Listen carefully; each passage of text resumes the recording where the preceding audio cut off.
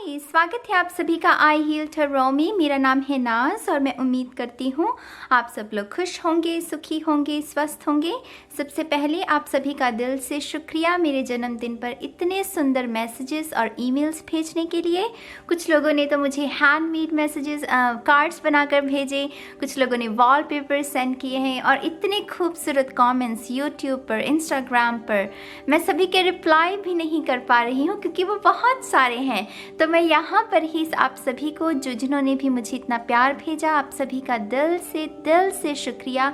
मेरी तरफ से, मेरे परिवार की तरफ से, मेरे पेरेंट्स भी वो कमेंट्स पढ़ते हैं तो उनको बहुत खुशी मिलती है। तो आप सभी का मुझे खुशी देने से पहले मेरे माँ बाप को इतनी खुशी देने के लिए आप सभी का दिल से शुक्रिया। और मैं यही कामना करती हूँ कि आप भी कुछ ना कुछ ऐसा बड़ा काम करें जिससे कि आपके माँ बाप को भी आप पर प्राउड फील हो, आपके माँ बाप तंदुरुस्त रहें, आप खुश रहें, आपकी तरक्की हो, ताकि आपकी तरक्की मतलब आपके माँ बाप की तरक्की। तो आपकी तरफ में वही ऊर्जा, वही प्यार जो है मैं भेज रही हूँ, प्लीज़ उसे स्वीकार कीजिएगा।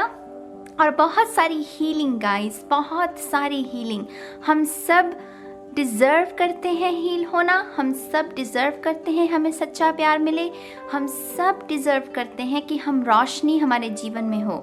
मैं वही सारी की सारी ऊर्जा मेरी जो यूट्यूब फैमिली है, मेरे खूबसूरत यूट्यूब मेरी जो फैमिली है, परिवार है, मैं आप सब के लिए वो रोशनी भेज रही हूँ। प्लीज़ उसे स्वीकार कीजिएगा और दिल से अगेन शुक्रिया आपका। तो जैसा कि मैंने आपसे वादा किया था कि मैं एक वीडियो ज़रूर लेकर आऊँगी जिसमें मैं अपनी स्पिरिचुअल जर्नी के बारे में, कैसे मेरा टैरो के साथ नाता जुड़ा, कैसे मैं स्पिरिचुअलिटी में और गहरी होती गई, वो सब बातें मैं आपको इस नॉट रीडिंग इस वीडियो में बताने की कोशिश करूँगी। बहुत सुंदर से सवाल पूछे गए मुझसे कम्युनिटी पोस्ट में। कुछ सवालों के मैं जवाब आज दूंगी, कुछ जवाब अभी देने के लिए मैं रेडी नहीं हूँ। थोड़ी सी प्राइवेसी को ध्यान में रखते हुए मैं उनको उस इन्फॉर्मेशन को थोड़ा सा अभी अपने दिल में ही रखूँगी, ठीक है। लेकिन समय आने पर शायद उन सवालों के जवाब भी मैं आपको दूँ। तो मैंने कुछ नोट्स बनाए हुए हैं, लेकिन अगेन इस वीडियो का कोई स्ट्रक्चर नहीं है गाइस। मुझे नहीं पता मैं किस सवाल का कब जवाब दूँगी, तो बहुत रॉ इन्फॉर्मेशन जैसा मुझे समझ में आता जाएगा मैं वैसे ही आपको जो जवाब है वो देती जाऊँगी, ठीक है। तो सबसे पहले मैं शुरुआत करूंगी अपनी बेसिक इन्फॉर्मेशन के साथ, मेरे ख्याल से वही ठीक भी रहेगा। मेरा नाम है नाज और मैं पंजाब से बिलोंग करती हूँ। पंजाब का जो शहर है, जिस शहर को पंजाब का दिल भी कहते हैं अक्सर, जलंधर। मैं जलंधर से बिलोंग करती हूँ। मेरी परवरिश वहीं की है, मेरी एजुकेशन मैंने वहीं से पूरी की है। एजुकेशन में मेरे पास कंप्यूटर इंजीनियरिंग में बैचलर डिग्री है मेरे पास। और परिवार की अगर बात करें तो परिवार में मेरे पेरेंट्स हैं और मेरे 2 भाई हैं, बहन नहीं है कोई भी मेरी। मेरा जो उम्र की बात करें, मुझसे किसी ने एज भी पूछी थी, तो मैं अपनी एग्जैक्ट डेट नहीं बताऊंगी क्योंकि अगेन मुझे मेरे प्राइवेसी का भी ध्यान रखना है। बहुत सारी एस्ट्रोलॉजर्स हैं जो कि कमेंट में भी मुझे आके कहते हैं कि आपका बर्थ चार्ट बनाने की कोशिश करनी है, तो मैं थोड़ा सा अपनी जो प्राइवेसी है उसको थोड़ा सा ध्यान में रखते हुए मैं सिर्फ आपको ये बताऊंगी कि मेरे 25 से 29 शायद बोलते हैं हिंदी में, 25 से 29, 25 to 29 इसके बीच में मेरी उम्र है, ठीक है। मैं उम्मीद करती हूँ कि आप समझ रहे होंगे मेरे जो कंसर्न्स हैं, मैं उन्हें आप समझ रहे होंगे, ठीक है। फिलहाल मैं कनाडा में रहती हूँ गाइस, मैं भारत में नहीं हूँ, मैं कनाडा में रह रही हूँ, अकेली रह रही हूँ।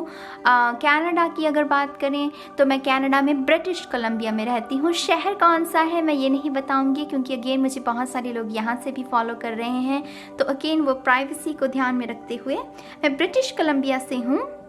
और कनाडा, जैसे कि मैंने आपको बताया, मुझसे मेरा sun sign, moon sign, rising sign और मेरा नॉर्थ नोड भी पूछा गया है, तो मैं वो भी आपको क्लियर करना चाहूँगी। मेरा जो सन साइन है वो है लीब्रा, तुला राशि में मेरा जो सन साइन है वो है लीब्रा। मेरे जैसे लीब्रा का बैलेंस शब्द लीब्रा के साथ साथ चलता है, तो वही मेरे ख्याल से मेरे स्वभाव में भी आपको बैलेंस ज़रूर देखने को मिलेगा। मैं मुझे जितना गुस्सा आता है मैं उतनी निर्मल भी उतनी हूँ, उतनी ही ज़्यादा मैं शांत भी हूँ। तो ये जो स्वभाव में जो लोग मुझे जानते हैं उन्हें मेरे स्वभाव के बारे में ये ज़रूर देखने को मिलता होगा। दूसरा मेरा जो मून साइन है वो है स्ट्रेंथ, लियो, सिंह राशि। यहाँ पर भी देखिए बैलेंस, जितना गुस्सा उतना ही शांत स्वभाव। वो बैलेंस का मेरे पूरे जीवन में बहुत ही एक स्ट्रक्चर रहा है, एक बहुत इन्फ्लुएंस भी रहा है। तो sun sign Libra, moon sign है मेरा लियो, और मेरा जो राइजिंग साइन है वो है स्कॉर्पियो। और आप इसे मानिए चाहे ना मानिए, लेकिन मेरे स्वभाव पर मेरे सन साइन से ज़्यादा, मेरे मून साइन से ज़्यादा राइजिंग साइन का सबसे ज़्यादा असर है। राइजिंग साइन का मेरे मूड पर, मेरे विचारों पर, मेरी जो ओवरऑल पर्सनालिटी है, rising sign plus north node का मेरे जीवन पर सबसे ज़्यादा असर है। वो क्यों है वो मुझे नहीं पता, मैं एस्ट्रोलॉजर नहीं हूँ, लेकिन मुझे ये अच्छी तरह से मैं ज्ञात हूँ इस बात को मैं अच्छे तरीके से समझती हूँ कि ये स्कॉर्पियो साइन का, राइजिंग साइन का और नॉर्थ नोड का सबसे ज़्यादा असर है। नॉर्थ नोड है मेरा धनु राशि में। यहाँ पर भी देखिए बैलेंस है। तो आप अगर देखें इन चारों कार्ड्स में बैलेंस बहुत है। यहाँ पर भी कर्मा बैलेंस, यहाँ पर ब्यूटी एंड बीस्ट, यहाँ पर इनर सेल्फ आउटर सेल्फ, और यहाँ पर भी जो एंजल 2 कप्स के साथ वो हीलिंग वाटर के साथ वो खेल रहे हैं जैसे। तो बैलेंस का और मेरी ओवरऑल पर्सनालिटी पर बहुत असर है। मुझे चीज़ों में भी सच और झूठ दोनों जो तराजू होते हैं उन्हें देखना पसंद, दोनों पहलुओं को देखना पसंद है। और अगर मेरे पास ज़्यादा खुशी हो जाए तो उसका भी मेरे ऊपर बहुत असर पड़ता है। अगर मेरे आसपास ज़्यादा डिप्रेसिंग लोग हों, ज़्यादा उदास लोग हों, तो उसका भी मेरे ऊपर बहुत असर पड़ता है। मैं इसीलिए जब भी बाहर जाती हूँ, मुझे डिलन जब भी कहते हैं कि चलो कहीं घूमने चलते हैं, तो मैं उनसे हमेशा कहती हूँ कि नहीं, मुझे डाउनटाउन नहीं जाना, मुझे और आप चाहे कहीं भी ले जाएं। डाउनटाउन में क्या है गाइस, मैं कनाडा की बात कर रही हूँ। डाउनटाउन में एक ऐसी वो शहरी, जैसे कहते हैं शहरी, एकदम से वो बड़ी बड़ी इमारतें, वो अमीर लोग, और एक तबका है वो होमलेस पीपल्स का, जो होमलेस लोग होते हैं उनका है। तो मैं जब भी वहाँ से गुज़रती हूँ, या हम जब चल रहे होते हैं और एकदम से ऐसे किसी नज़ारे पर आपकी नज़र पड़े, तो वो मेरा उसके ऊपर असर बहुत पड़ता है। मेरा अगर स्वभाव की बात करें तो मैं HSP हूँ। जिन्हें भी इस टर्म के बारे में पता हो, HSP माने कि मैं हाइपर सेंसिटिव पर्सनालिटी जिनकी होती है। ये एक साइंटिफिक टर्म कहिए, मुझे नहीं पता, मुझे इतना पता है कि मैं एक HSP हूँ। और HSP आप बनते नहीं हैं, आप इस गुण के साथ, नॉट गुण, ये गुण नहीं है, एक स्वभाव में, जैसे जिनके मतलब एक नेचुरल स्वभाव कह लीजिए। तो मैं इसके साथ मैं पैदा हुई हूँ। HSP उसे कहते हैं हाइपर सेंसिटिव पर्सन। तो मैं अगर कोई तकलीफ़ में है, अगर मैं वो देख लूँ तो उसका मेरे ऊपर बहुत असर पड़ेगा। अगर कोई बहुत ज़्यादा खुश हो और खुशी के आंसू हों किसी की आंखों में, तो उसका भी मेरे ऊपर बहुत असर पड़ता है। वो जो उनको खुशी महसूस हो रही थी, वही खुशी मुझे भी महसूस होने लगेगी। मैं एनर्जीज़ को मतलब बहुत ज़्यादा पिक कर पाती हूँ, और उसकी वजह से अगर कोई तकलीफ़ में है तो वही तकलीफ़ मुझे भी महसूस होगी। अगर कोई खुश है, बहुत ज़्यादा खुश है, तो वही चीज़ मुझे भी महसूस होगी। तो ये अच्छी बात है या बुरी बात है मुझे नहीं पता, लेकिन मुझे पता है कि मैं इस क्वालिटी की वजह से, इस करैक्टरिस्टिक की वजह से मैं बहुत कैसे कहूँ, मैं कुछ मैंने बुरा वक्त भी देखा है, और कुछ वो इम्बैलेंस वाली जो सिचुएशन हो जाती है, जिसमें कि मैं अक्सर इसलिए कहती हूँ कि आपके स्वभाव में बैलेंस होना बहुत ज़रूरी है। अगर आप बहुत खुश हैं वो भी ठीक नहीं है, अगर आप बहुत ज़्यादा उदास हैं वो भी ठीक नहीं है।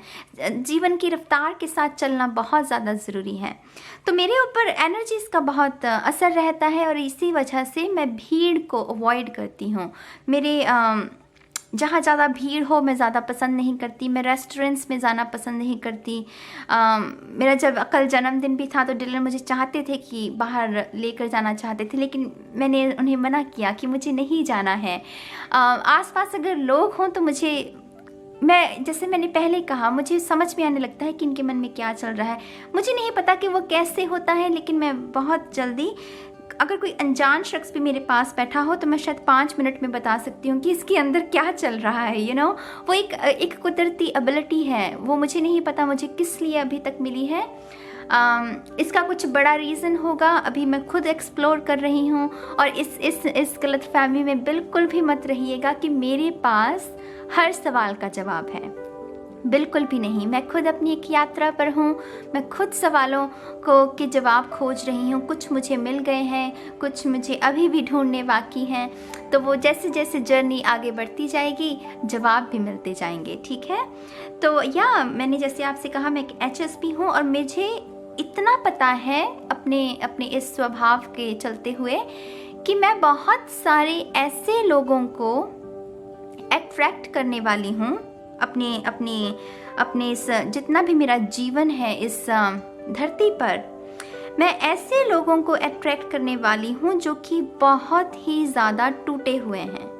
मेरा जो लंबा सफ़र चलने वाला है ना, उनमें से बहुत सारे लोगों के साथ जो मुझे काम करना है वो ऐसे लोगों के साथ करना है जो बहुत ही बिखरे हुए हैं, जो बहुत उदास हैं, जिन्हें लगता है कि जिन्हें रोशनी की ज़रूरत है।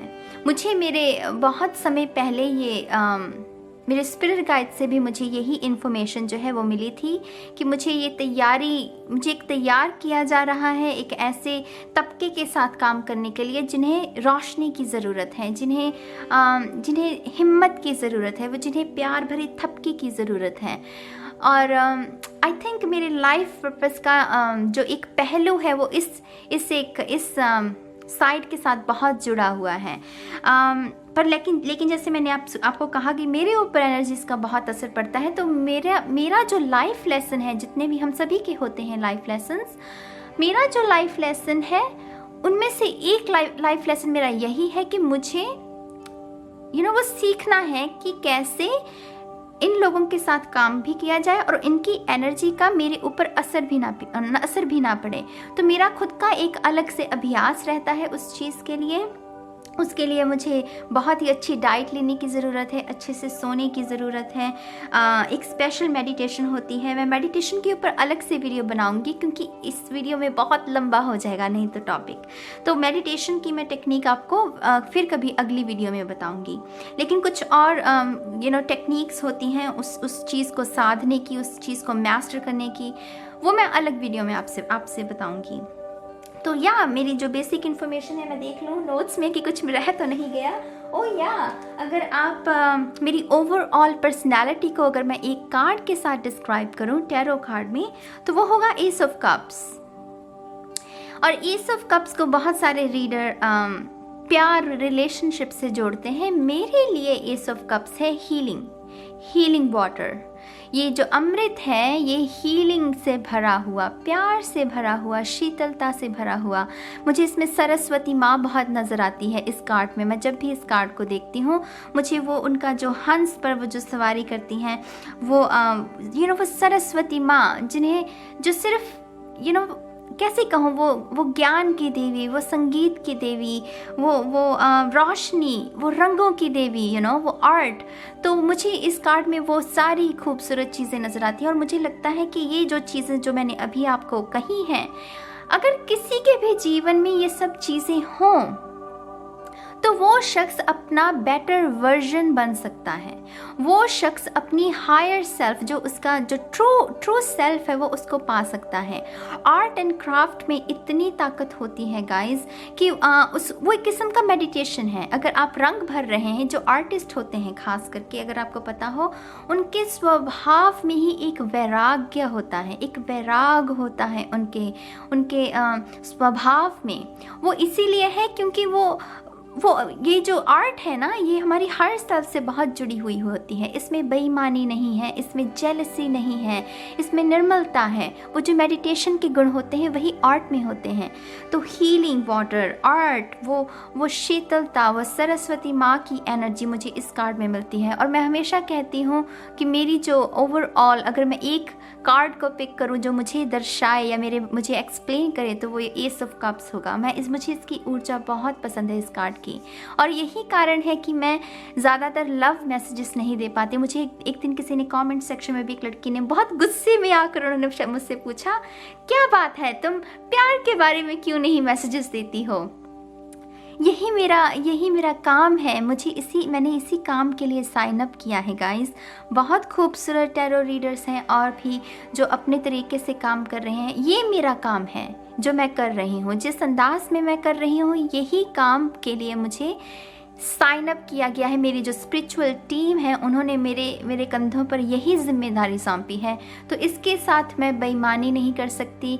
लव मैसेजेस भी मैं तब देती हूँ जब देने की ज़रूरत होती है, लेकिन most of the time I think मेरा जो मैसेज है, जब तक भी मैं इस दुनिया में हूँ, वो लोगों को रोशनी देना, हीलिंग देना। उनका जो शक्ति मेरे पास नहीं है, शक्ति आपके अंदर है, वो ताकत आपके अंदर है, वो रोशनी आपके अंदर है।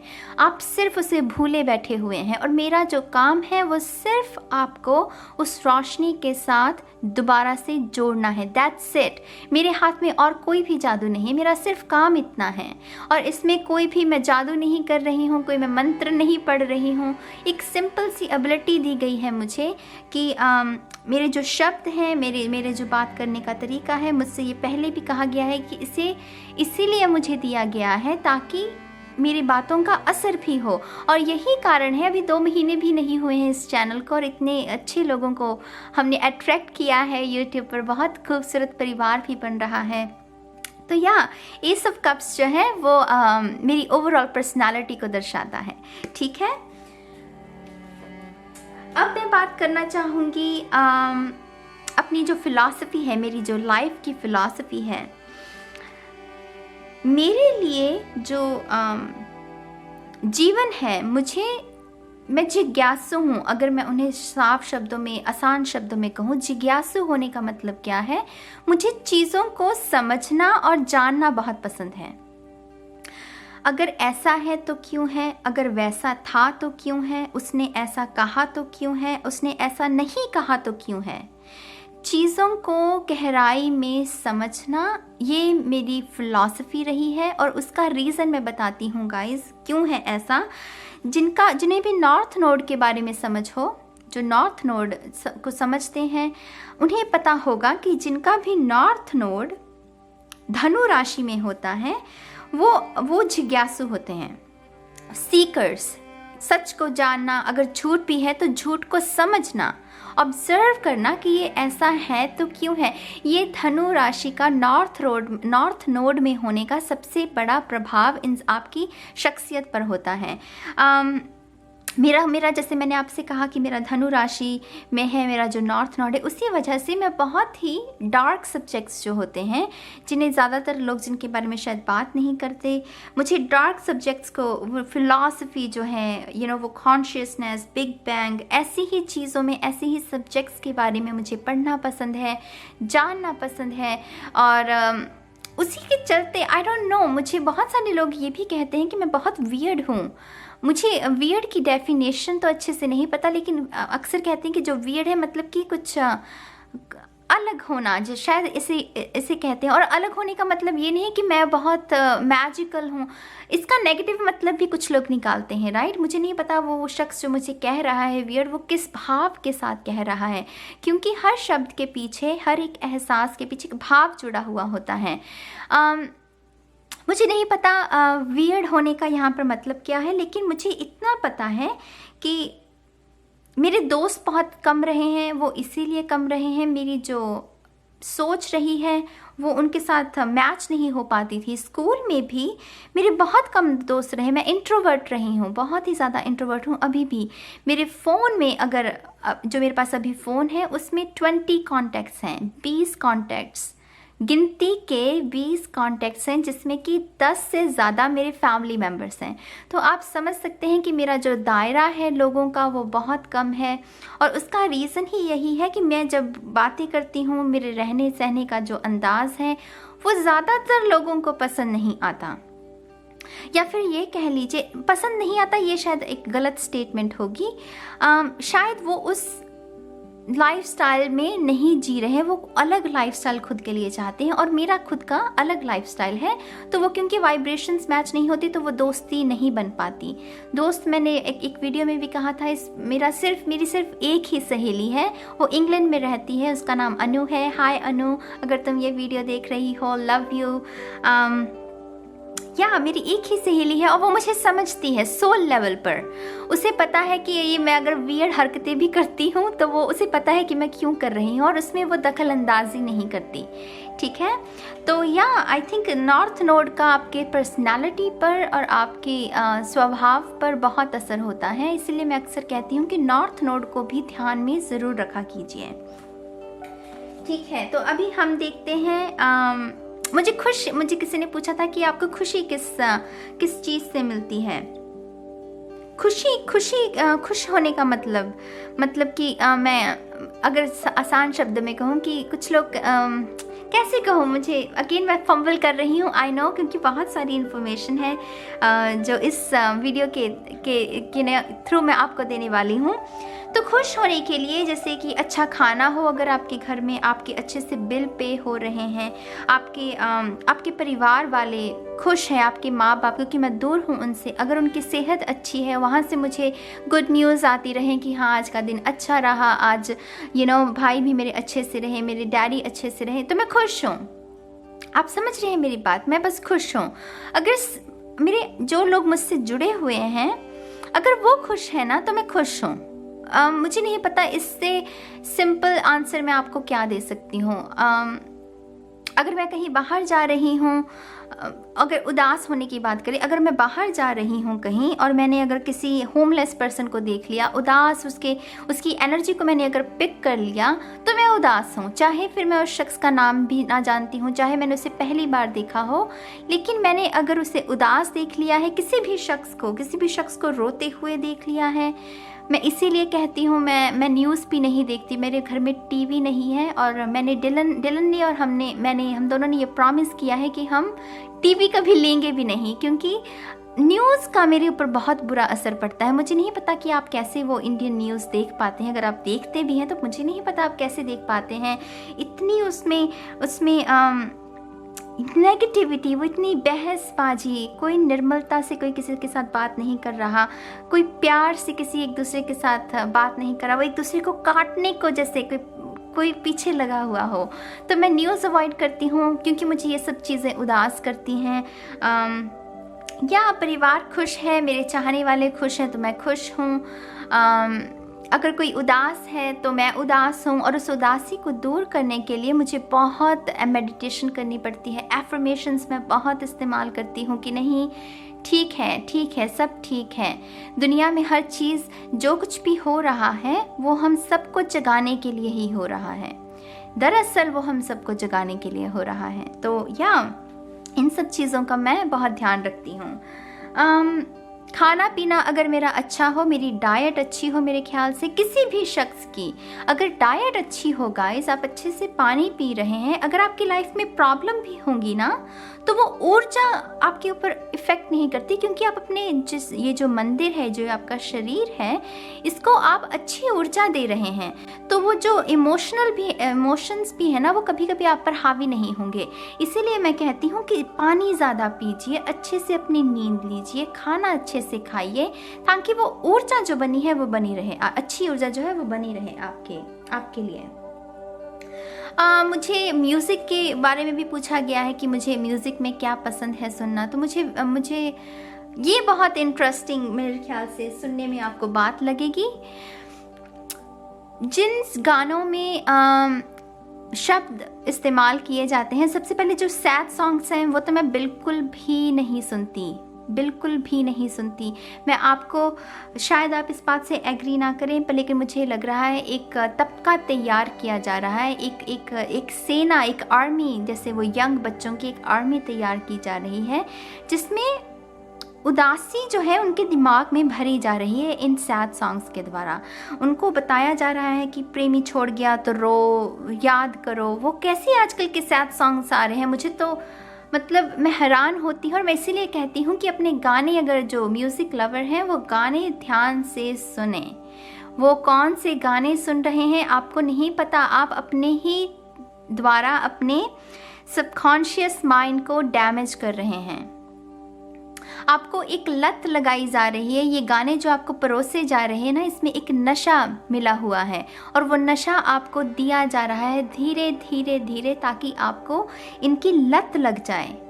सबकॉन्शियस माइंड को नहीं पता कि ये सॉन्ग सच में हो रहा है आपकी लाइफ में, या फिर ये सिर्फ एक इल्यूजन है। आप जो भी उसको फीड करेंगे अपने सबकॉन्शियस माइंड को, वही वो एक्सेप्ट करेगा। अगर आप रोना धोना अपने दिमाग को वो फीड करेंगे, तो वो रोना धोना ही आपकी लाइफ में मैनिफेस्ट करेगा। इसीलिए मैं कहती हूँ कि सैड गाने मत सुना कीजिए, ऐसे संगीत सुनिए जिसमें इंस्पिरेशन हो, जिसमें उत्साह हो, जिसमें जीवन के लिए कुछ करने की भाव हो। ये भाव बहुत ज़रूरी है गाइस, मैं अक्सर ये भी बात कहती हूँ, भाव बहुत ज़रूरी है। क्यों? क्योंकि भाव के साथ ही एनर्जी उत्पन्न होती है। एनर्जी जो है वो बनती है भाव के साथ, और वही फिर आपकी लाइफ में मैनिफेस्ट भी होगी कि नहीं होगी, आप मुझे बताइए।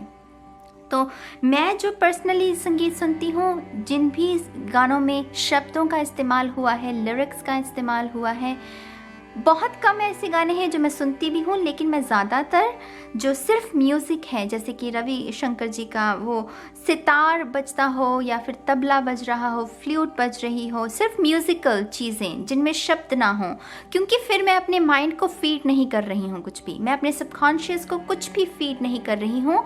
और उसकी वजह से एक स्पेस है मेरे में और मेरी हायर सेल्फ में। यहाँ पर शब्दों का कोई भी जाल नहीं है, यहाँ पर मेरी हायर सेल्फ है और यहाँ पर मैं हूँ। क्योंकि यहाँ पर शब्दों का कोई भी जाल नहीं है, मैं उनके साथ कनेक्ट कर पाती हूँ। वो मुझसे क्या कह रहे हैं, मैं उनसे क्या कह रही हूँ, हम दोनों में एक कनेक्शन है। हो सकता है कि आप इस बात से एग्री ना हो, वो इसीलिए क्योंकि बहुत कुछ है आपके दिमाग में, आपने बहुत कुछ सिखा रखा है अपने आप को, फॉल्स बिलीफ सिस्टम है जो आपने अपने दिमाग को वो परोसते हैं, रोज़ खाना आप उसको परोसते हैं, और वैसे ही ऊर्जा को आप मैनिफेस्ट करते जा रहे हैं। तो मैं अपनी म्यूज़िक की बात करूँ तो मैं ऐसे ही म्यूज़िक को पसंद करती हूँ जिसमें विराग हो। उदासी में और विराग में बहुत अंतर होता है गाइस, बहुत ही ज़्यादा अंतर। अगर आपको लगता है कि विराग और सैडनेस, उदासी एक चीज़ है, तो वो बिल्कुल भी सच नहीं है। विराग क्या है? विराग जो है वो आपका जो इनर ट्रू सेल्फ है आपकी, उसको जगाने में बहुत हेल्प करता है। अगेन जो गुरबाणी होती है, सिखों की जो गुरबाणी है, गुरबाणी में विराग बहुत है। और मैं यहाँ किसी भी धर्म को प्रमोट नहीं कर रही हूँ, मैं सभी धर्मों का आदर करती हूँ। मैं हर शक्ति के सामने जो रोशनी की बात करे, जिसमें उजाला हो, रोशनी हो, उसके आगे मेरा सर जो है वो हमेशा झुका रहेगा।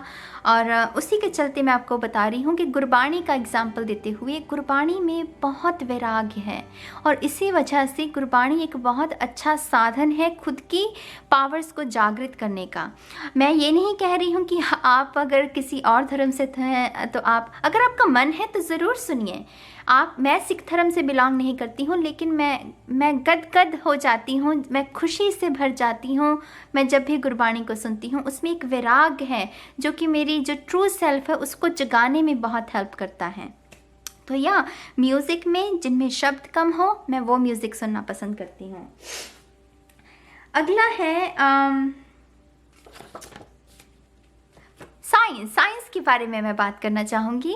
साइंस को मैं इक्वली इम्पोर्टेंस देती हूँ जितनी मैं स्पिरिचुअलिटी को देती हूँ। मुझे नहीं लगता कि ये दोनों चीज़ें एक दूसरे से अगर जुदा हों तो आपका कल्याण हो सकता है। हम जिस समाज में रह रहे हैं और जिस सदी में जी रहे हैं, जिस समय में हम जी रहे हैं, साइंस का हमारे ऊपर बहुत बड़ा असर है। और वो अगर उसे सही इस तरीके से इस्तेमाल किया जाए तो इसका बहुत अच्छे तरीके से हम अपने जीवन को ढाल भी सकते हैं, उसका फल भी ले सकते हैं। तो मेरे ख्याल से साइंस को मैं इक्वल इम्पोर्टेंस दूंगी। साइकोलॉजी वो जो एक तबका है जिसमें हम जो हमारी मानसिक हालत है उसके बारे में, मुझे साइकोलॉजिकल बुक्स पढ़नी बहुत पसंद है। और मूवीज़ की अगर बात करें तो साइकोलॉजिकल मूवीज़, वो थ्रिलर मूवीज़ जो होती हैं, मैं उन्हें देखना ज़्यादा पसंद करती हूँ। रोमांटिक मूवीज़ देखने से ज़्यादा उसमें रोना धोना तो होगा ही होगा, राइट? तो उनको अवॉइड करने के लिए सॉरी गाइज, मेरा कैमरा बंद हो गया था। तो साइकोलॉजिकल थ्रिलर्स की बात कर रहे थे हम कि साइकोलॉजिकल थ्रिलर्स मूवीज़ जो होती हैं मैं वो देखना बहुत पसंद करती हूँ। रिसेंटली मैंने शटर आइलैंड, ये एक मूवी है, मैंने ये देखी और मुझे इसका प्लॉट बहुत ही अच्छा लगा और मेरे ख्याल से उस मूवी से बहुत कुछ सीखा जा सकता है। तो ये मूवी मुझे बहुत पसंद है। इसके अलावा अगर मैं फेवरेट मूवीज़ की बात करूं जिनमें मुझे लगता है कि इंसानों ने जो उनकी कला है उसको बहुत ही बेहतरीन तरीके से पेश किया है, वो है लॉर्ड ऑफ द रिंग्स। ये जो सीरीज़ है, जिन लोगों ने भी Lord of the rings movie देखी होगी, ये पूरी सीरीज़ देखी होगी, आई थिंक ये अब तक की मैंने जितनी भी मूवीज़ देखी हैं, मेरे जो ट्विन फ्लेम है डिलन, उन्हें मुगले आज़म बहुत पसंद है। हालांकि वो हिंदी ज़ुबान नहीं जानते, पंजाबी कुछ भी नहीं, सिर्फ अंग्रेज़ी ज़ुबान जानते हैं। तो हमने ट्रांसलेशन के साथ उस मूवी को देखा था। उन्हें वो बहुत पसंद है। मेरे लिए लॉर्ड ऑफ द रिंग्स ये जो मूवी है, मेरे ख्याल से एक इंसानों ने जितनी भी मूवीज़ कला को पेश किया है पर्दे पर, सबसे बेहतरीन कहानी, सबसे बेहतरीन तरीके से वो जो सीन्स को दर्शाना मेरे ख्याल से इस मूवी में दर्शाया गया है। और मेरे लिए ये नंबर 1 मूवी है और इससे मैंने बहुत कुछ सीखा है। मतलब इतने सारी चीज़ें सीखी हैं। इस मूवी ने मेरे हार्ट चक्रा को ओपन करने में मेरी बहुत मदद की है। तो ये मूवी मेरे लिए बहुत मायने रखती है। इसके अलावा अगर सुपर हीरोज़ की बात करें हम सभी का कोई ना कोई सुपर हीरो होता है, राइट? हम सभी को कोई ना कोई सुपर हीरो वाली मूवी पसंद होती है। तो मेरे लिए जो फेवरेट सुपर हीरो की मूवी है वो है Batman. Hands down I love Batman. मुझे ये इतनी पसंद है ये मूवी। बहुत खूबसूरत मैसेजेस हैं, वो अंधेरे के साथ लड़ना, हार नहीं मानना, और वो मुझे बहुत अच्छी लगती है। मेरे लिए मेरा सुपर हीरो है बैटमैन। तो मुझे बहुत पसंद है। अगेन मैं एक आर्ट लवर हूँ। मेरे लिए मूवीज़ को देखने का मकसद सिर्फ एंटरटेन होना नहीं है। मुझे फ्रेम्स देखना बहुत पसंद है, किस तरीके से डायरेक्टर ने फ्रेम को बनाया है। जैसे कि मैंने पहले कहा, मैं बहुत जिज्ञासु हूँ। मुझे चीज़ों को समझना बहुत पसंद है और इसी के चलते मैं जैसे कह रही थी कि मैं एक आर्ट लवर हूँ।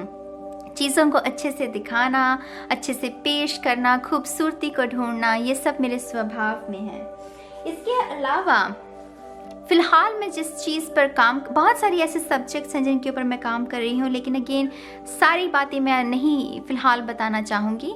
लेकिन जो अभी मैं जिस चीज़ पर काम कर रही हूँ, जिस चीज़ को मैं निखारना चाहती हूँ, वो है कैलीग्राफी। मैं अपनी कैलीग्राफी की प्रैक्टिस किया करती हूँ।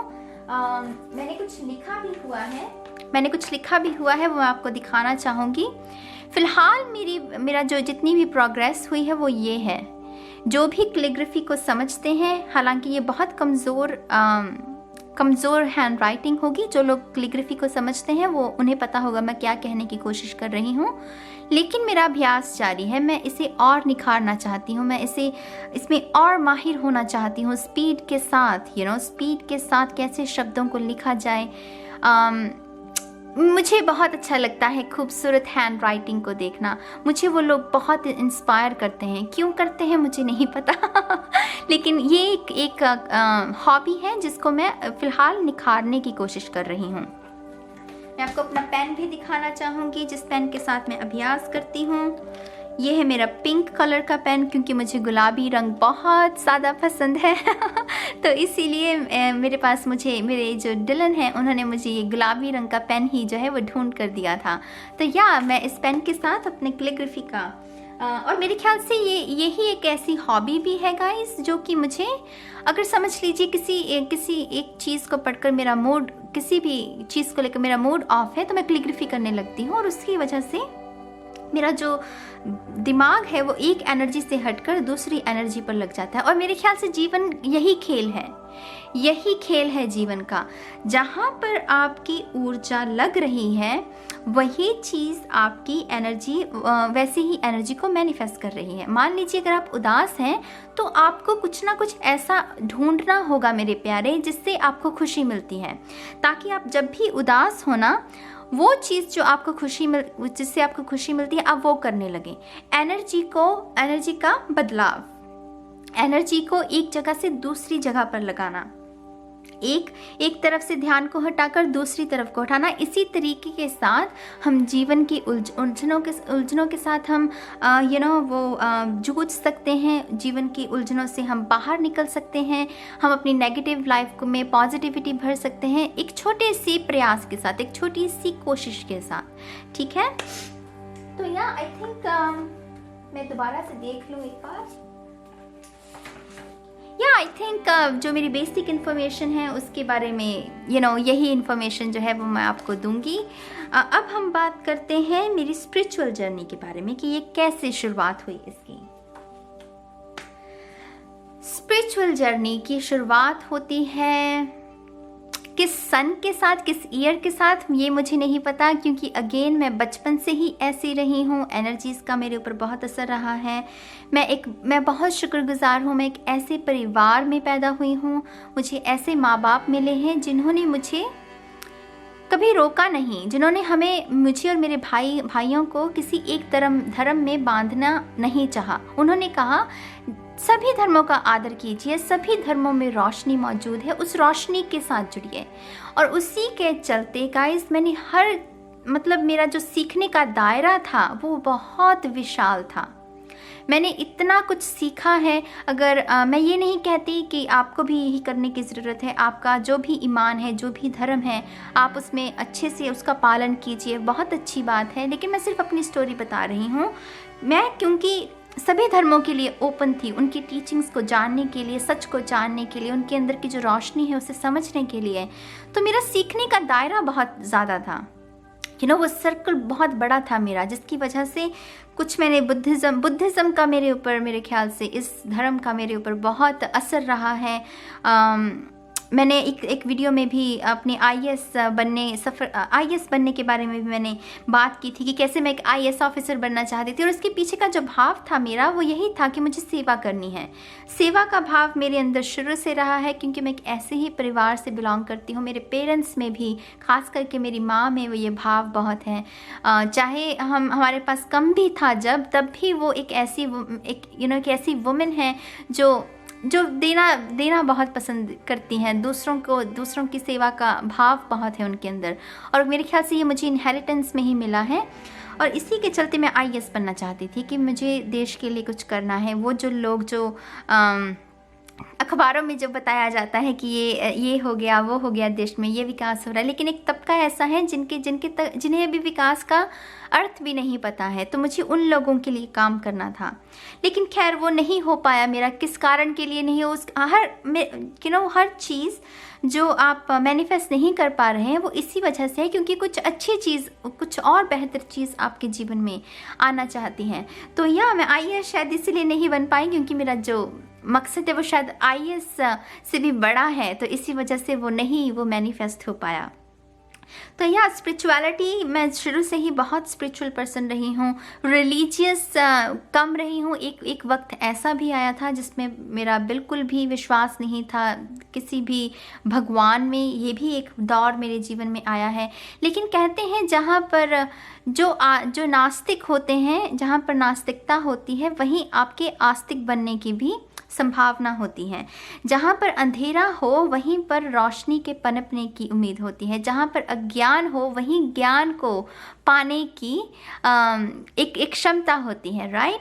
तो उसी के चलते मैंने जब खुद चीज़ों को एक्सप्लोर करना शुरू किया, तब मेरे ख्याल से मेरे जीवन में जो है वो रुख बदलना शुरू हुआ।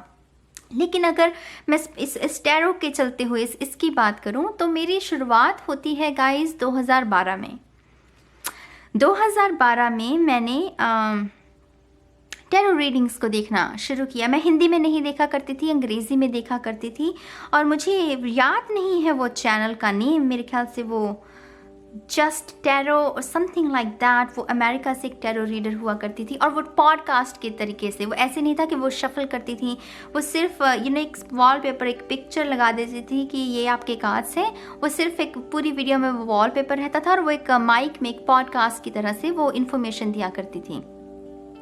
तो मैंने वहाँ से मेरी टैरो की शुरुआत हुई। जब मैंने टैरो को पहली बार समझा, मैं पहले बहुत फन तरीके से, इतनी उम्र भी नहीं थी, इतनी समझ भी नहीं थी, तो मैं बहुत फन तरीके से इसे देखा करती थी कि हाँ, कोई मैसेज मिल गया है, हैप्पी मैसेज मिल गया, तो वो कुछ अच्छा होने वाला है। और उसके तरीके से मैं समझती गई, टैरो को मैं समझना शुरू हुई।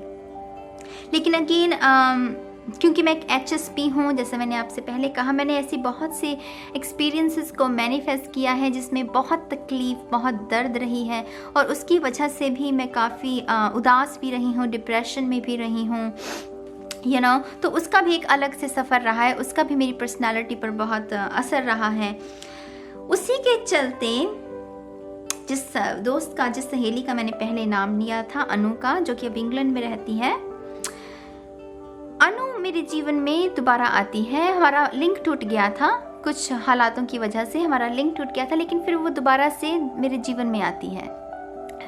जो टैरो है वो बैकग्राउंड में चल रहा है, मैं आपको जो स्टोरी समझा रही हूँ, बैकग्राउंड में टैरो चल रहा है, लेकिन फिलहाल टैरो का मेरे ऊपर कोई भी असर नहीं है, ठीक है। ये बात को ध्यान से सुनिएगा, टैरो सिर्फ बैकग्राउंड में चल रहा है, उसको मैं बहुत हल्के तरीके से ले रही हूँ कि हल्के हल्के मैसेजेस, और लेकिन जो मेन कहानी जो अभी शुरू करने वाली हूँ उसको ध्यान से सुनिएगा। अनु मेरे जीवन में दोबारा आती है जब उसे पता चलता है कि बहुत सी चीज़ें मेरी लाइफ में चल रही हैं और मुझे थोड़ी सी हिम्मत की ज़रूरत है। तो वह मेरे जीवन में आती है और वो किताब लेकर आती है, द सीक्रेट जो बुक है वो मेरे लिए वो लेकर आती है। वो मुझसे कहती है कि नाज, तुम्हें ये किताब पढ़नी है मेरे लिए। तो मैं कहती हूँ कि नहीं, मुझे अगेन, क्योंकि जब आप डिप्रेशन में होते हैं तब आपको अंधेरा ज़्यादा पसंद है, आप रोशनी से दूर भागना चाहते हैं, क्योंकि कभी कभी आपको अंधेरे की लत लग जाती है, आप उस अंधकार में रहने के लिए आदी हो जाते हैं। तो मैंने कहा नहीं अनु, मुझे नहीं पढ़नी ये किताब। लेकिन उसने जिद की, उसने कहा नहीं, मैंने ये तुम्हारे लिए ली है किताब, तुम्हें ये पढ़नी होगी। तो ठीक है, मैंने वो किताब पढ़नी शुरू कर दी।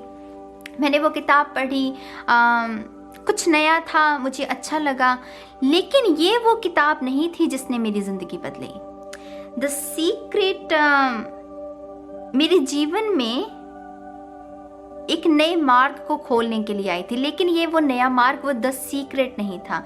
मैं अक्सर कहती हूँ, मुझसे लोग मैं जब दूसरों के साथ बात करती हूँ, द सीक्रेट का जिक्र होता है, तो वो मुझसे यही कहते हैं कि इस किताब ने तो तुम्हारी जीवन ही बदल दिया। मैं कहती हूँ नहीं, द सीक्रेट ने मुझे उस किताब के साथ मिलाया जिसने दरअसल में मेरी ज़िंदगी बदली, और वो किताब थी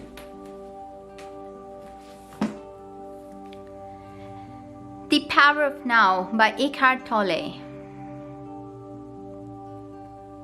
The Power of Now. Yeah.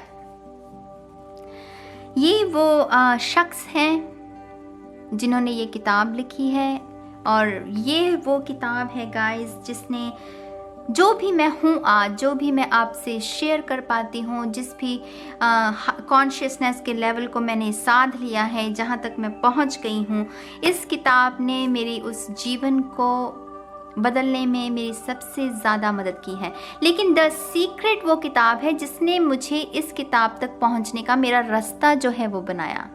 मेरा रास्ता बंद था, लेकिन द सीक्रेट किताब आई मैंने उसे पढ़ा, मैंने कहा ठीक है, ये जो भी है ठीक है। मैंने मूवी भी देखी लेकिन कुछ खास असर नहीं हुआ। लेकिन कुछ ना कुछ उस किताब ने ऐसा ट्रिगर मुझ में कर दिया कि मैं कुछ खोज में लग गई।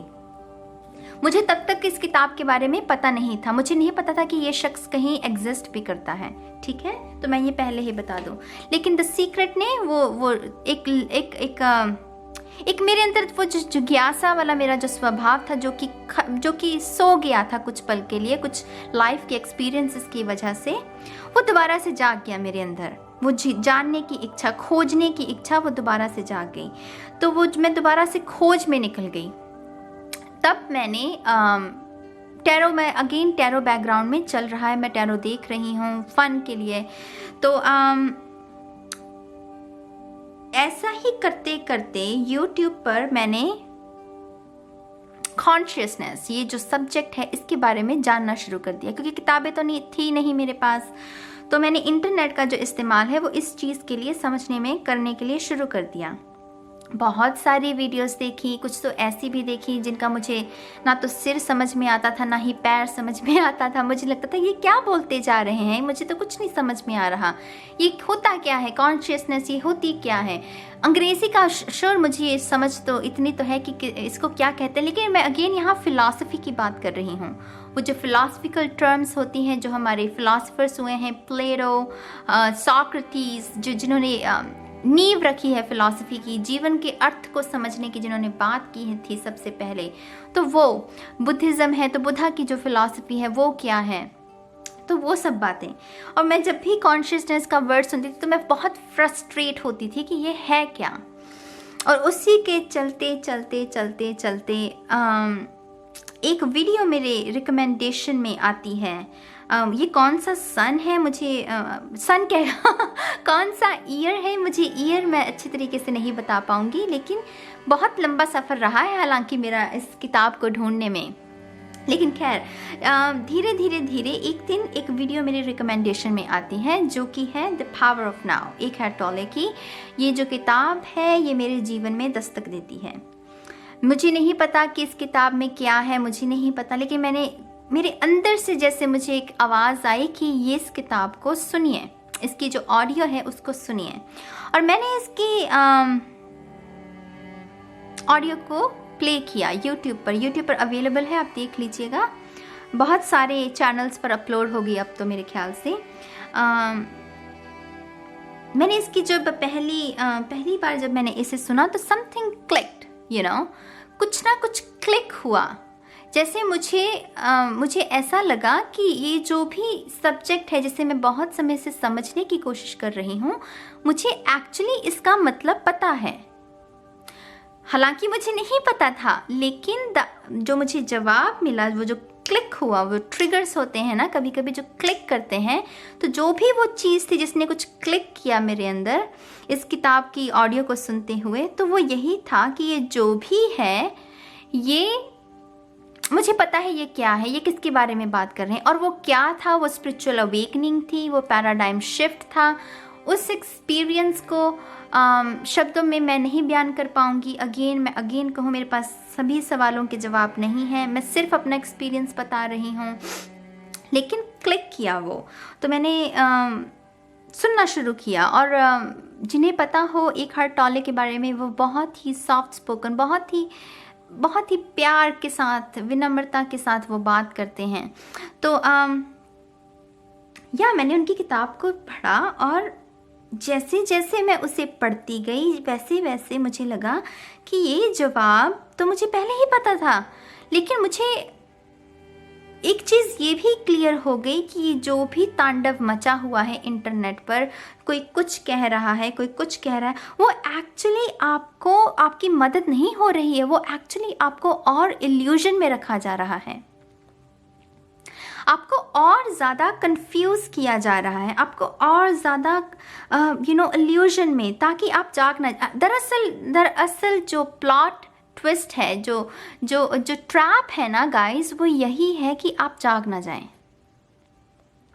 ये जो लोग पावर में बैठे हुए हैं, ये जो लोग जिनके हाथ में पावर है, वो नहीं चाहते कि आप जागें। क्यों? क्योंकि जब आप जागे आपको इनकी ज़रूरत नहीं पड़ेगी। लेकिन ये किताब कहती, और मैं यहाँ पर कोई प्रमोशन नहीं कर रही हूँ, मैं इस शख्स को जानती भी नहीं हूँ, ये बात बिल्कुल भी मत सोचिएगा। ये जो किताब है, ये किताब आपको आज़ाद करती है, ये किताब आपको फ्री करती है, आपको ये एहसास करवाती है कि जो तुम ढूंढ रहे हो प्यारे, वो तो तुम खुद हो। वो रोशनी जिसके लिए तुम दर बदर ढूंढने की कोशिश कर रहे हो, वो खुशी जिसको तुम यहाँ ढूंढते हो, कभी किसी बॉयफ्रेंड में ढूंढते हो, कभी किसी गर्लफ्रेंड में ढूंढते हो, कभी किसी वाइफ या हस्बैंड में ढूंढ रहे हो, रिश्ते नातों में ढूंढ रहे हो, वो दरअसल तो तुम खुद हो। और क्योंकि वो तुम खुद हो, तुम दूसरों के साथ भी तभी उस चीज़ को महसूस कर सकते हो। रिलेशनशिप्स तभी सक्सेसफुल होते हैं जब तक आप खुद को प्यार ना दें। जब तक आप खुद को प्यार नहीं देंगे, आप दूसरे शख्स के साथ आपका रिश्ता अच्छा नहीं हो सकता। ये बात आपने सुनी भी होगी अक्सर। इस किताब ने मेरे जीवन को रातों रात बदल दिया गाइस, रातों रात जिसे कहते हैं। मैं जैसे सोई हुई थी, मैं जाग गई। जैसे कहते हैं ना, कोई बरसों से सो रहा था और ये किताब आई, इसने मुझे बस वो नाज जाग जाओ, अब जागने का समय आ गया है। तो जैसा जो सार था इस किताब का मेरे लिए, वो यही था। हर किताब का हर एक शख्स के ऊपर कुछ ना कुछ प्रभाव होता है। इस किताब का मेरे ऊपर जो असर था वो यही था कि इसने मुझे वो थपकी दी और मुझे जगा दिया। और इस किताब के साथ मेरी जो स्पिरिचुअल जर्नी है उसकी शुरुआत होती है।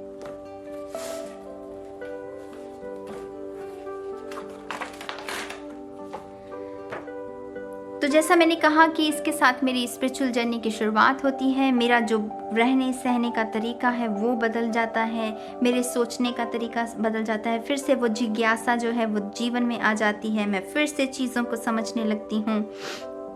लेकिन इस बार जब मैं चीज़ों को समझने लगती हूँ ना, तो ये अगेन वो नॉर्थ नोड का मेरे ऊपर असर, कि चीज़ों को गहराई में जानने लगी मैं कि ये मेरी जो तकलीफ, मेरी जो सफरिंग है वो है तो वो क्यों है और इसे कैसे मिटाया जा सकता है। इसी वक्त के दौरान मैं IAS की तैयारी भी कर रही थी और मेरा जो ऑप्शनल सब्जेक्ट था वो था फिलॉसफी। तो इसी के चलते मैंने प्लेटो, सोक्रेटिस, ये जो वेस्टर्न फिलॉसफी है उसके बारे में पढ़ा। और जो हमारी फिलॉसफी है, ईस्टर्न फिलॉसफी है, जो बुद्धा के बारे में, वो और जो वो रमन महर्षि भी जिनके बारे में बात करते हैं, मैं टर्म्स भूल गई हूँ, मुझे माफ़ कीजिएगा, बहुत वक्त हो गया। तो मैंने इनके बारे में पढ़ना शुरू किया। और जैसे वो डेस्टिन था कि मेरे अंदर वो इच्छा जागेगी कि मुझे IAS बनना है। और IAS का जो सफ़र था वो सिर्फ इसीलिए मेरे जीवन में आया था क्योंकि मुझे इस फिलॉसफी के बारे में जानना था। ये जो डिफरेंट फिलॉसफीज ऑफ स्कूल है ना, जो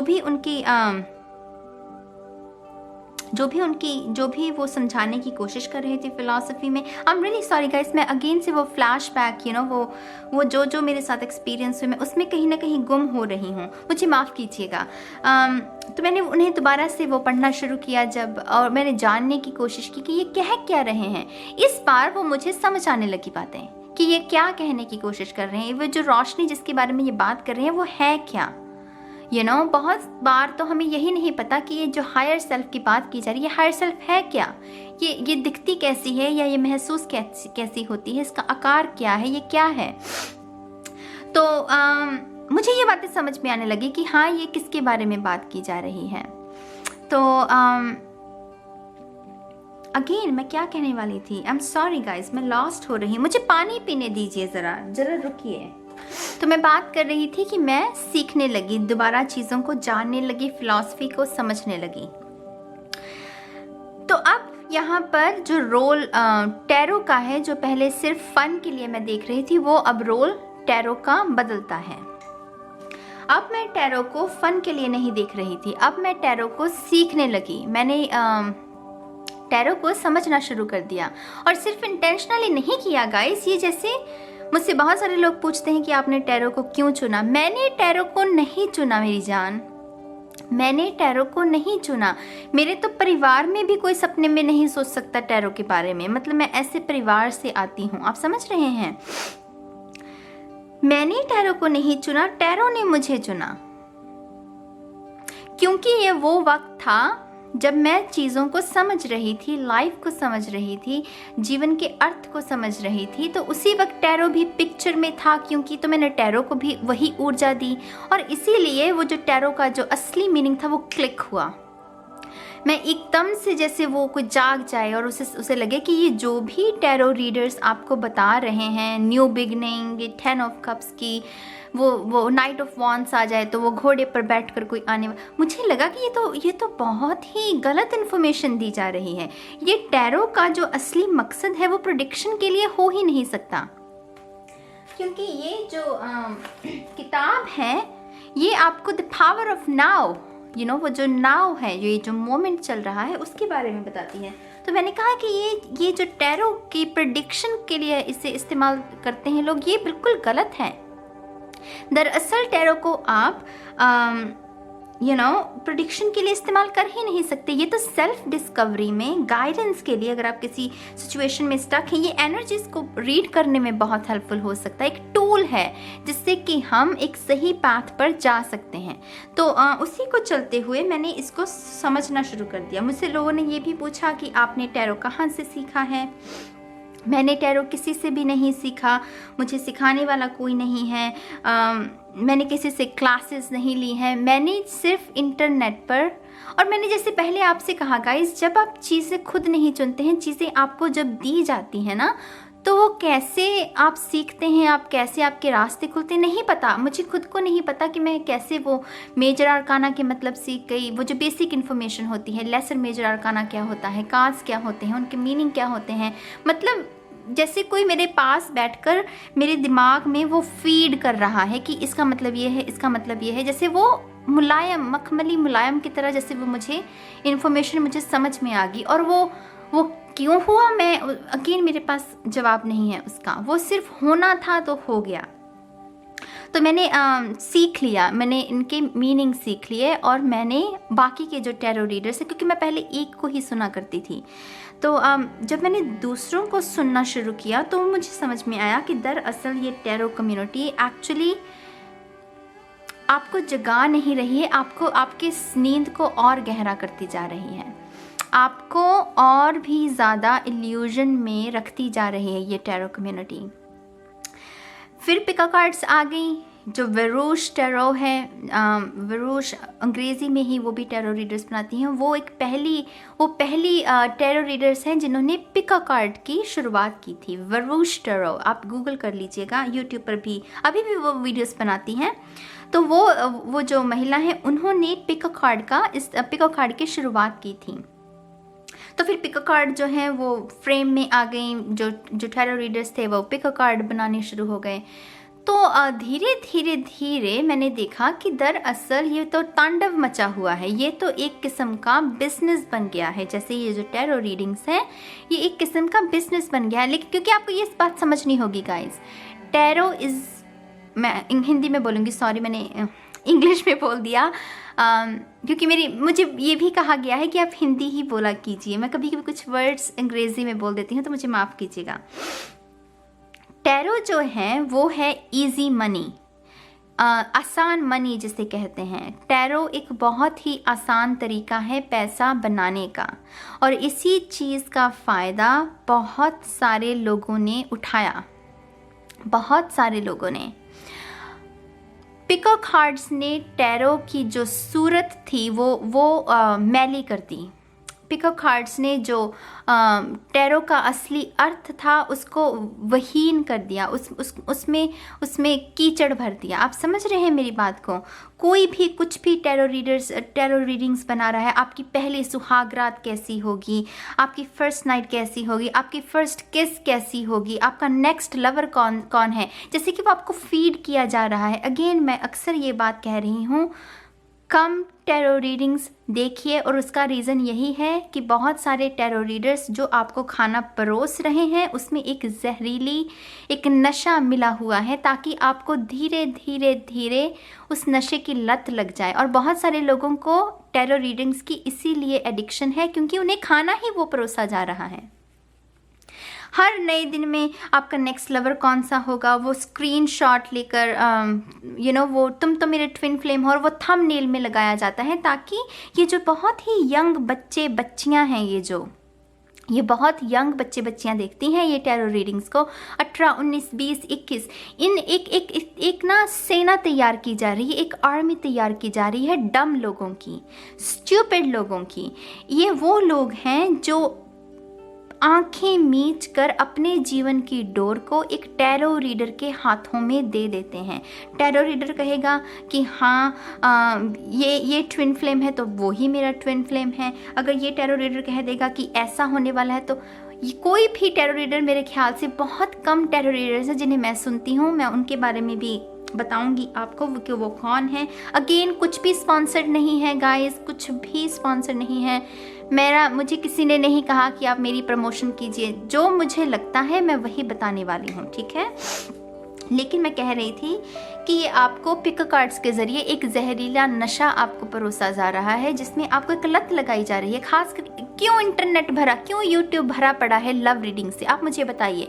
क्योंकि लोगों को तैयार किया गया है लव रीडिंग्स के लिए, लोगों को नशा परोसा गया है। कोई हीलिंग की बात नहीं है, कोई टैरो रीडर आपको ये नहीं कहता कि अरे भाई अपनी इंट्यूशन का भी इस्तेमाल करो। टैरो क्या है? कागज़ का टुकड़ा है। ये जो टैरो हैं ये क्या है मुझे बताओ आप।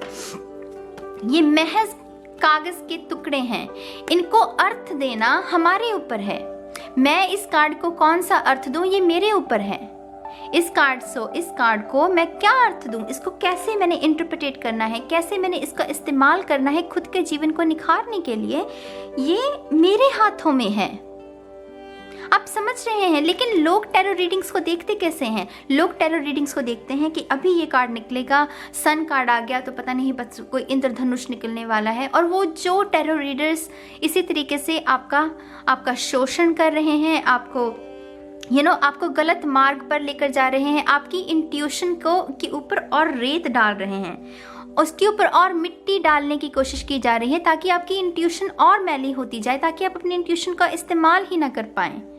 और ये एक किस्म का बिजनेस बना लिया गया है गाइस। फॉर गॉड से इससे बचिए, इस चीज से आप बचिए, ठीक है। अगेन आपके ऊपर है, आपको हो सकता है ये बातें अच्छी ना लग रही हों। जिन्हें समझ में आ रही हूँ मैं उनसे बात कर रही हूँ, जिन्हें नहीं समझ में आ रही हैं, आपका और मेरा लिंक नहीं है, इसकी वजह से आपको मेरी बातें अच्छी नहीं लगेंगी। और मेरा कारण यही था टैरो के साथ जुड़ने का। अगेन टैरो रीडिंग्स करना मेरा लाइफ पर्पस नहीं है। मैं बता दूं आपको, मेरा लाइफ पर्पस कुछ और है। वो क्या है वो समय आने पर आपको पता चल जाएगा। लेकिन ये एक हिस्सा है, क्योंकि मेरा काम है ये, मैंने जैसे पहले कहा, वो लोग जो भटके हुए हैं उन्हें सही मार्ग पर लेकर जाना, ये मेरा लाइफ पर्पस का एक हिस्सा है। तो मेरे टैरो रीडिंग्स की जो पहली शुरुआत हुई थी, मुझे नहीं पता था कि मुझे टैरो रीडिंग्स करनी है, टू बी ऑनेस्ट मुझे तो बिल्कुल भी नहीं पता था।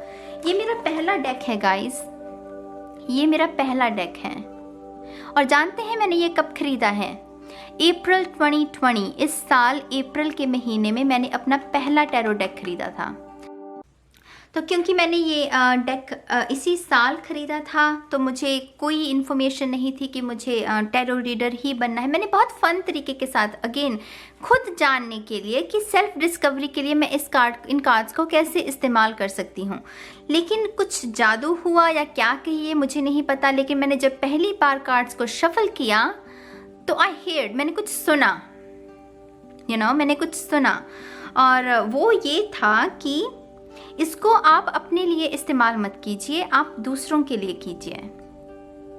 अब अगेन स्क्रीन के उस तरफ बैठकर आप ये कह सकते हैं कि ये तो कुछ भी बोल रही है, ये तो नाज।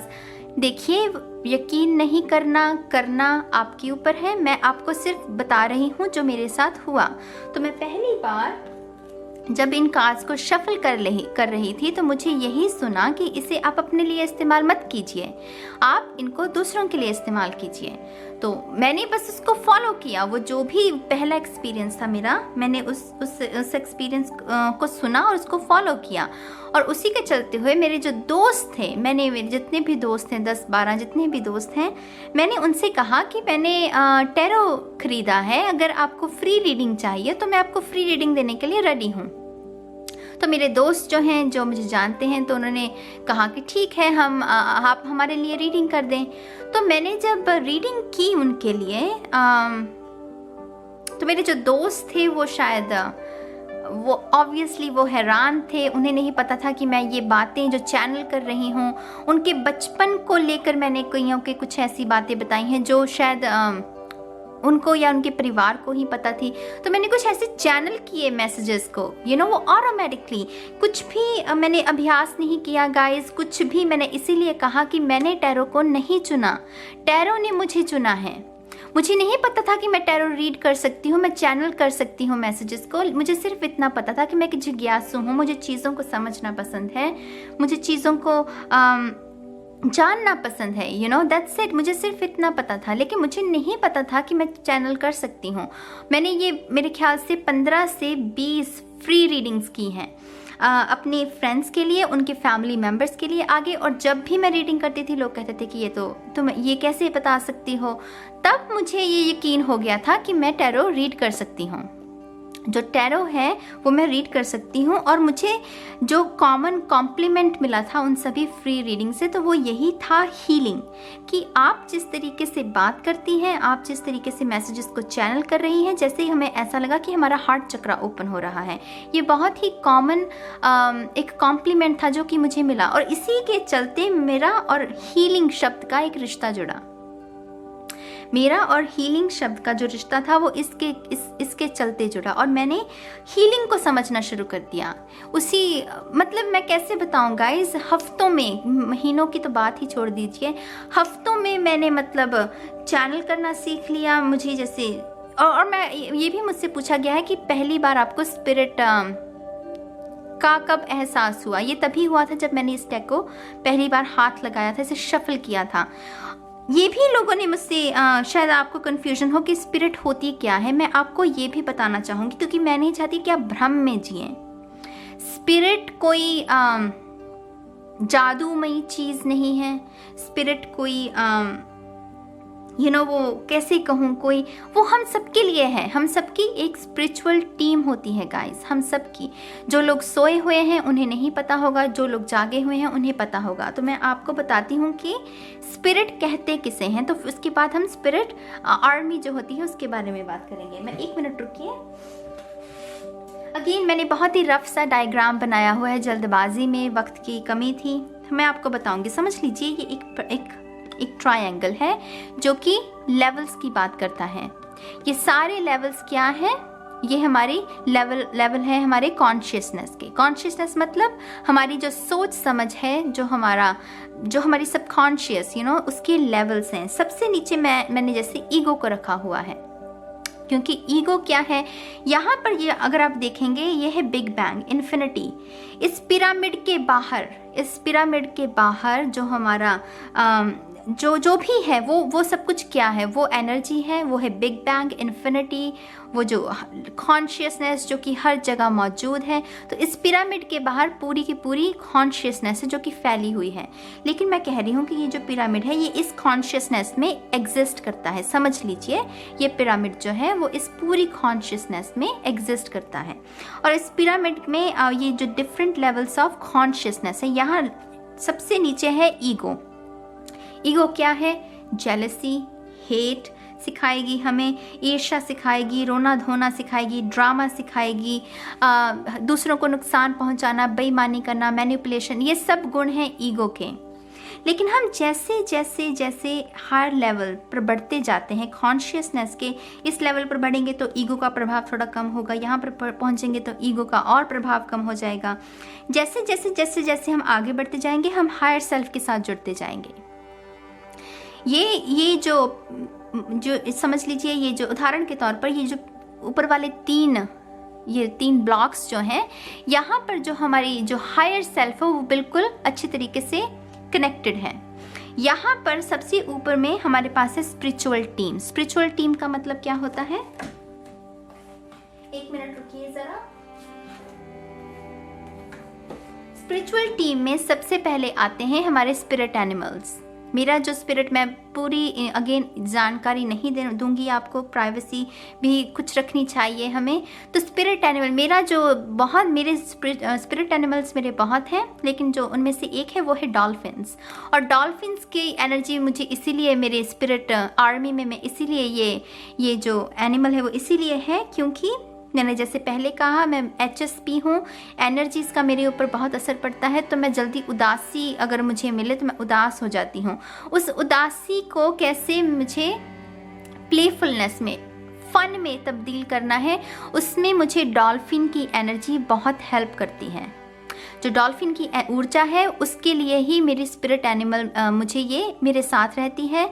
मेरी जो स्पिरिचुअल आर्मी है उसमें एक तबका है डॉल्फिन्स का, ताकि वो मेरे जीवन में वो हल्की एनर्जी को, प्लेफुलनेस जिसे कहते हैं, उसे भरे।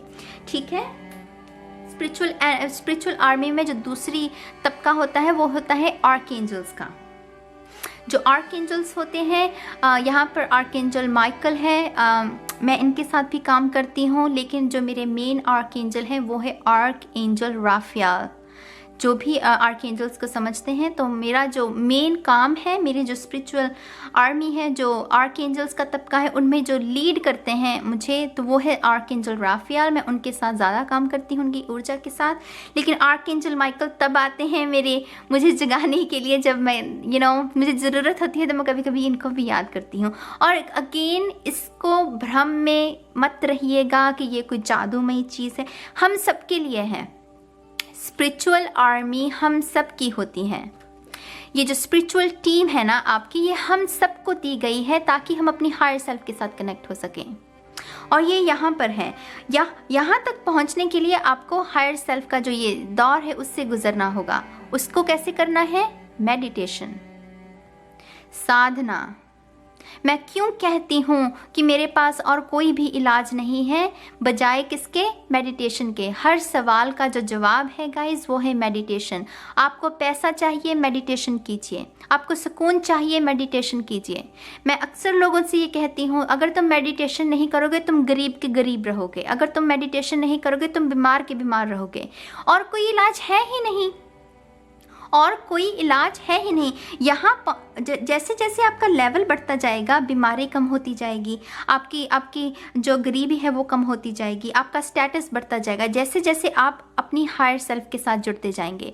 और यहाँ पर ये स्पिरिचुअल टीम जो है वो इसीलिए यहाँ पर मैंने इसे रखा क्योंकि वो इस पिरामिड में ये जो लेवल्स हैं इसको क्रॉस करने में हमारी मदद करती है।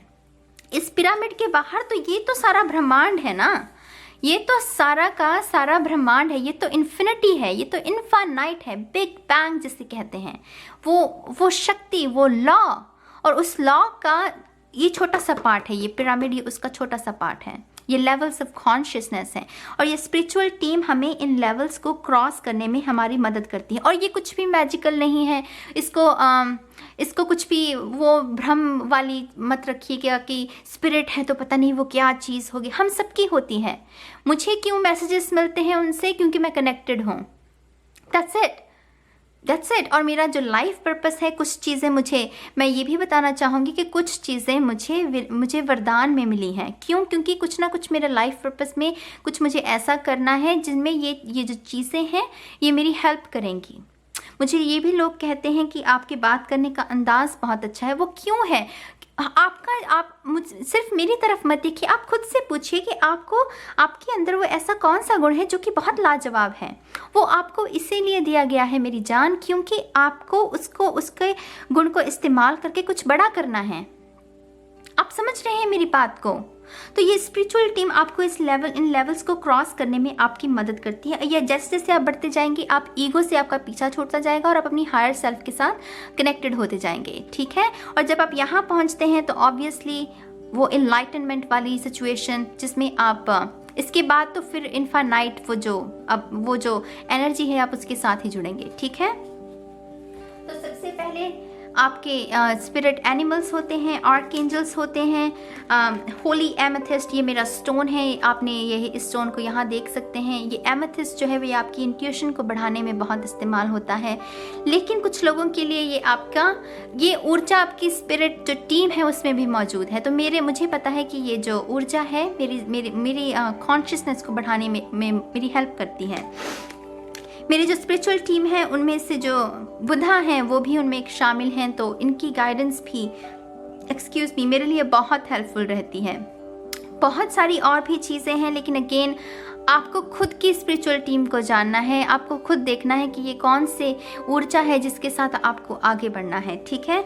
लेकिन ये जो कुछ इन्फॉर्मेशन है ये मैंने आपको देने की कोशिश की है। तो जैसा कि हम बात कर रहे थे कि मैंने चैनल करना शुरू किया है, और इसी वजह से अप्रैल में मैंने ये अप्रैल 2020 में मैंने इस पहले डेक को खरीदा था, ठीक है। अब बात करते हैं कि टैरो के अलावा मुझे क्या पसंद है, या मेरे ऊपर किन चीज़ों का टैरो के अलावा मेरे ऊपर प्रभाव है।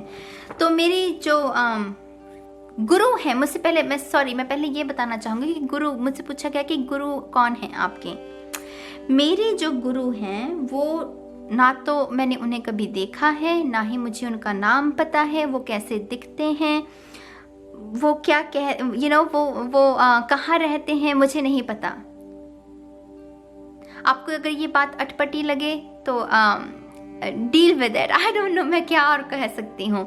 लेकिन मेरे गुरु फिजिकल फॉर्म में नहीं है। मेरे जो भी गुरु हैं गाइस वो फिजिकल फॉर्म में नहीं है, वो एनर्जी में है। वो एक एनर्जेटिक फॉर्म जो है उनकी, वो एक एनर्जी के रूप में मेरे साथ जुड़े हुए हैं। मुझे नहीं पता उनका नाम क्या है, मुझे नहीं पता उनका आकार क्या है। मेरे जो दोस्त हैं कह लीजिए, बहुत सारे लोग कहते हैं कि उन्हें जो देखते हैं वो उन्हें गुरु की तरह देखते हैं, लेकिन मेरी जो टीम है फिजिकल रियलिटी में भी हमारी एक टीम होती है, राइट। कुछ लोगों के लिए वो किताबें होती हैं, कुछ लोगों के लिए वो ह्यूमंस होते हैं, लेकिन जो मेरी फिजिकल फॉर्म में जो मेरे टीम है, जो मुझे मेरे गुरु के साथ जोड़ने में मेरी हेल्प करती हैं, वो उनमें से कुछ नाम है रामदास, जो कि पापा जी, और नीम करोली बाबा के बारे में आपने सुना होगा, वो उनके साथ काफ़ी कनेक्टेड हैं। तो रामदास, मूजी, पापा जी, रमना महर्षि, जो रमना महर्षि हैं साउथ से, उनकी जो टीचिंग्स हैं वो मुझे बहुत हेल्प करती हैं। अगेन एकहार्ट टोले जो किताब की हमने बात की थी, रूपर्ट स्पिरा, और त्योहार, वो शायद ब्राज़ील से बिलोंग करते हैं। ये सब लोग मुझे हेल्प करते हैं मेरे मिशन को जारी रखने में। इनकी टीचिंग्स जो हैं वो जारी रखने में मेरी हेल्प करती हैं। नीम करोली बाबा की अगर बात करें, I do feel a connection, sorry again मैं इंग्लिश में बोल गई। मैं उनके साथ एक रिश्ता ज़रूर महसूस करती हूँ। उनकी बहुत ही सिंपल सी टीचिंग रही है। वो कहते हैं love people, serve people, feed people, कि प्यार कीजिए लोगों को, जो भूखे हैं उन्हें खाना खिलाइए, उनकी सेवा कीजिए। उनका जो जीवन का सार है वो इतना ही रहा है। और रामदास जो हैं वो इसको उन्होंने उनके इस मिशन को आगे बढ़ाया है। कृष्णदास जो हैं, हालांकि ये सारे गोरे नॉट गोरे, कैसे कहूँ, ये वेस्टर्न फिलॉसफी के साथ जुड़े हुए लोग थे, लेकिन फिर इन्होंने इस कल्चर को समझा, इस फिलॉसफी को समझा, और वो नीम करोली बाबा के शिष्य बन गए। तो मेरे ऊपर इन सब का बहुत गहरा असर है। इनके साथ साथ ये शख्स doctor Wayne W Dyer, beautiful this book, oh my gosh, ये इतनी खूबसूरत है ये किताब, इतनी इंस्पिरेशन से भरी हुई है। ओ माय गॉड, मुझे नहीं पता था इसमें मोर पंख भी रखा हुआ है मैंने। नाइस, काफ़ी वक्त हो गया मुझे ये किताब पढ़े हुए, हालांकि मैं पढ़ना दोबारा शुरू करूँगी। ये बहुत खूबसूरत किताब है गाइस। इन्होंने भी मेरे जीवन को बदलने में मेरी बहुत हेल्प की है। ये मेरे फिजिकल फॉर्म में जो मेरी टीम है उनमें से एक शख्स ये हैं। तो इन सब लोगों ने मुझे जगाने में, मुझे निखारने में बहुत हेल्प की है। मैं ओपन, जैसे मैंने पहले कहा, मैं तंग दिल नहीं हूँ। मैं एक ऐसे परिवार से बिलोंग करती हूँ जहाँ सीखने के लिए कोई बंदिश नहीं है। आप जो भी सीखना चाहें, किसी भी धर्म के बारे में, किसी भी फिलॉसफी को जानना चाहें, आप सीख सकते हैं। तो आई थिंक वो फैमिली भी मुझे इसीलिए दी गई थी क्योंकि उसका भी मेरे ऊपर असर रहना था, राइट। तो या आई थिंक यही सब चीज़ें, और इसी कारण क्योंकि मैंने इसी साल पहली बार ये डेक खरीदा था गाइज टैरो का, मुझे नहीं लगता कि मैं सिखाने के लिए अभी रेडी हूँ। और मैं सच बताऊँ कि जो चीज़ें, जो काम मैं कर रही हूँ ना, मुझे नहीं लग रहा, क्योंकि मेरी बहुत सारी ऑडियंस भारत से है, मुझे नहीं लगता कि भारत में अभी लोग उस चीज़ के लिए तैयार हैं। टू बी ऑनेस्ट, बहुत सारे लोग जो बातें मैं कह रही हूँ उन्हें सुनने के लिए रेडी नहीं हैं। बहुत सारे लोग शैडो सेल्फ के साथ आमना सामना करने के लिए रेडी नहीं है। बहुत सारे लोग शैडो सेल्फ को समझने के लिए रेडी नहीं है। बहुत सारे लोग हील नहीं होना चाहते। क्यों? क्योंकि उन्हें दर्द में रहना उनकी आदत बन गई है। और मैं इसीलिए सिखाने के लिए अभी रेडी नहीं हूँ, क्योंकि मैंने अगर आपको तैयार कर दिया, मुझे नहीं पता कि आपका लेवल ऑफ कॉन्शियसनेस क्या है, आप किस तरीके से अपने जीवन को बिताते हैं, आप मेरी सिखाई हुई चीज़ों को कैसे इंटरप्रेट करेंगे, उसकी जिम्मेदारी मेरे ऊपर है। तो मुझे नहीं लगता कि अभी उसके लिए मैं रेडी हूँ। इसीलिए मैं अक्सर कहती हूँ कि मैं अभी टैरो को नहीं सिखा सकती।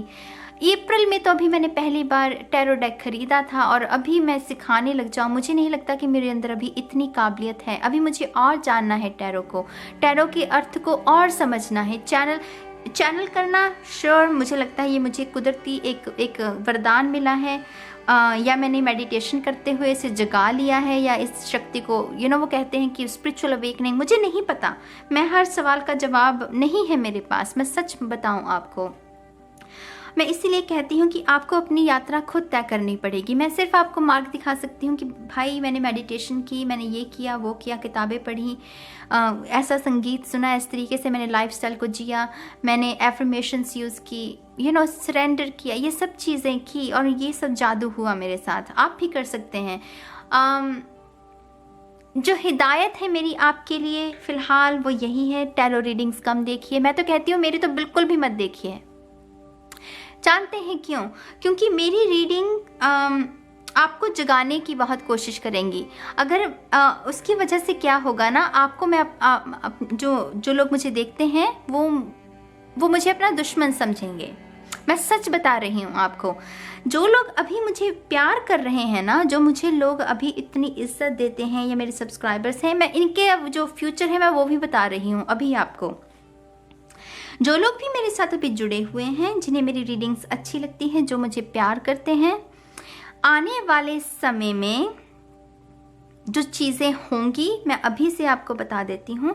एक मोमेंट वो आएगा गाइस जब आपको मेरी बताई हुई बातें एक रेपिटेटिव लगने लगी। रेपिटेटिव का मैं हिंदी वर्ड ढूंढने की कोशिश कर रही हूँ, मतलब कि कैसे कहते हैं उसे, कि आपको लगेगा कि मैं एक ही तरह की बात बार बार हर रीडिंग में कर रही हूँ। मैं उन लोगों को कह रही हूँ जिन्हें मेरी रीडिंग सभी अच्छी लग रही हैं, जो मुझे प्यार देते हैं, मैं उनके बारे में ये बात कह रही हूँ। एक पल ऐसा आएगा जब आपको लगेगा कि नाज एक ही बात को बार बार रिपीट करती जा रही है। उसका कारण सुनिए क्या होगा। उसका सबसे पहला कारण होगा रेजिस्टेंस। क्योंकि मैं हथौड़े से बार आपकी कॉन्शियसनेस को तोड़ने की जो इल्यूजन में आप जी रहे हैं, उस शेल को मैं तोड़ने की कोशिश कर रही हूँ। मैं बार उसके ऊपर हथौड़ा मार रही हूँ। ईगो को वो पसंद नहीं है। क्यों? क्योंकि ईगो नहीं चाहती कि आप जागें। ईगो आपके दर्द पर पलती है। ईगो आपके जब आप उदास होते हैं वो खुश होती है, क्योंकि जो ईगो का फूड है, जो ईगो पलती है गाइस, वो दर्द पर पलती है, आपके दर्द पर पलती है। इसीलिए वो आपको उस दर्द से बाहर नहीं निकलने देना चाहती। तो जब मैं उसके ऊपर जब मैं बार जब एक ही बात करूँगी, एक ही हथौड़ा जब आपके शेल को तोड़ने की कोशिश की जाएगी ना, तो रेजिस्टेंस आएगी।